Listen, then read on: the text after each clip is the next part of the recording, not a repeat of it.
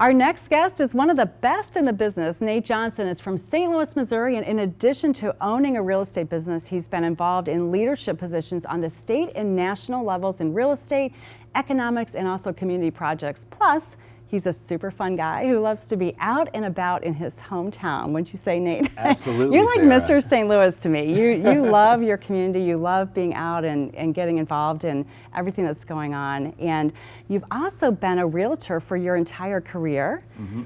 And you've seen hundreds of people buying and selling homes. Yes. And you're in it every day.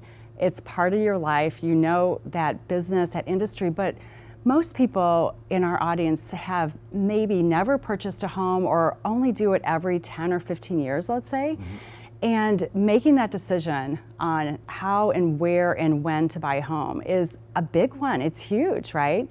So if you had someone, let's say mid-20s, just starting out, just maybe they've been renting for a few years and now they're thinking about getting into a home purchase, what advice would you give them about where to begin, where to even look? Well, that's a great question, Sarah. I really believe that home ownership is the sort of key to success in our communities. And when people invest in home ownership, they're really setting themselves up for financial freedom and financial success in the long run. And so the decision for people to invest in home ownership is extremely important. And one of the things that I talk with people about when they're thinking about buying their first home is, where do you want to be? Because often people are coming to St. Louis, they've not been here very long, or they may be relocating for a job, and they don't know where to start. And I think that one of the places for them to start is to understand where they spend their time, where they want to spend their time. Is it important for them to be close to their place of employment? Close to where they want to hang out. I know some people say, look, I like hanging out here. I don't want to live anywhere near there. Yeah, right. And I get that. They want to distinguish, and it's what you're saying about St. Louis is true for any city. Yes. Any city. So you might be relocating, you might be moving to Philadelphia, to New York, to Cleveland, anywhere, and you don't know the area, mm-hmm. and so where do you even begin? But the other thing is, if you're a native to that city, we tend to go where we know, right, where we grew up, and it might be nice to broaden our horizons a little bit. Yeah, we can definitely get into our little bubbles, and that can be a challenge if you're looking at home ownership in the area that you grew up in, because there may be other areas that you might consider that may make sense for you. Yeah. And what I would encourage people to do is, especially when they're not terribly familiar with the areas, is to drive around. Go and check out the neighborhood at different times of the day. Go during a rush hour, go during, Saturday night, Sunday morning. See what the neighborhood's like at different periods of time that you're going to be there. Then you're going to learn. And asking your realtor, that the realtor can't really give you an accurate answer for that, because everyone's experiences are different. Yeah. It's like when you ask if the neighborhood is safe, my definition of safety is completely different than yours. Right. So, we really need to understand that, you've got to do your own homework a little bit, and your realtor can be a good guide in helping you to discover some resources on how you're going to get the answers to the questions that you're looking for. Right, and one of the questions we hear a lot and people think about is school district. Mm-hmm. And that 25-year-old who maybe isn't married, doesn't have kids yet, should they even be concerned about that?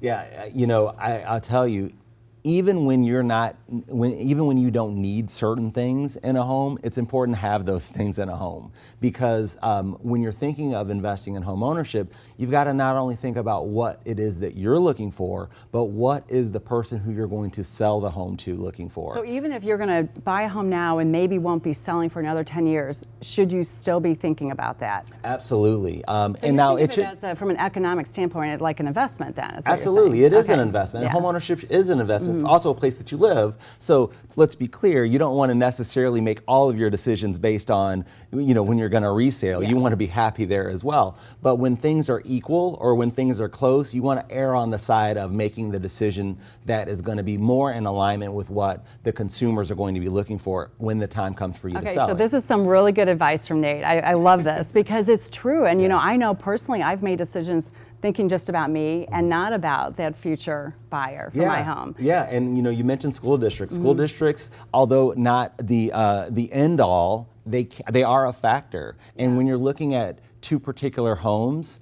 and one is in one school district that is better than the other, maybe you consider that if all things are equal otherwise. Think about what the trade-offs are, and do your pros and cons list. Right. What are the pros of this property? What are the cons of it? And make sure that you are looking at it from an objective standpoint, and then also subjectively, because you're in love with the way that this home looks, or this particular neighborhood. But look at all those things. You got to marry them to sort of come to the right decision as far as the home that you're going to invest in. Yeah, and how much weight should you put on the surrounding area? So let's say beautiful home, maybe it had been a tear down, and it's a brand new home in a neighborhood that still has homes that haven't been updated, renovated. Maybe you've got the hoarder next door. How much does that impact your decision? Because that might go away, right, in the 10 years. It might go away, but it might not. Mm-hmm. And that's a fact. That's something to consider. You have to look at the trends of how the neighborhood is evolving.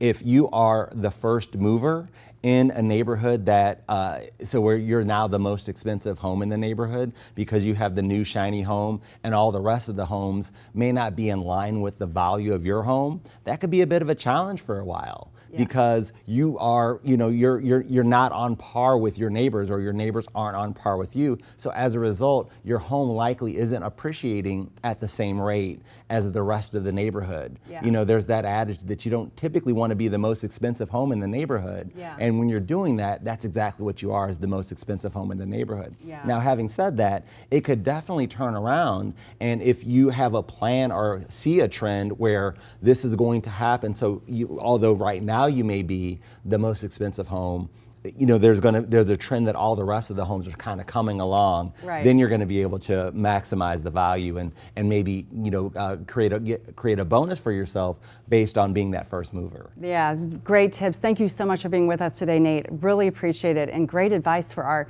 potential buyers or current buyers right now in our audience. Keep coming back for more interesting lore and the ins and outs of buying and selling real estate today. I'm Sarah Bernard with Real Life.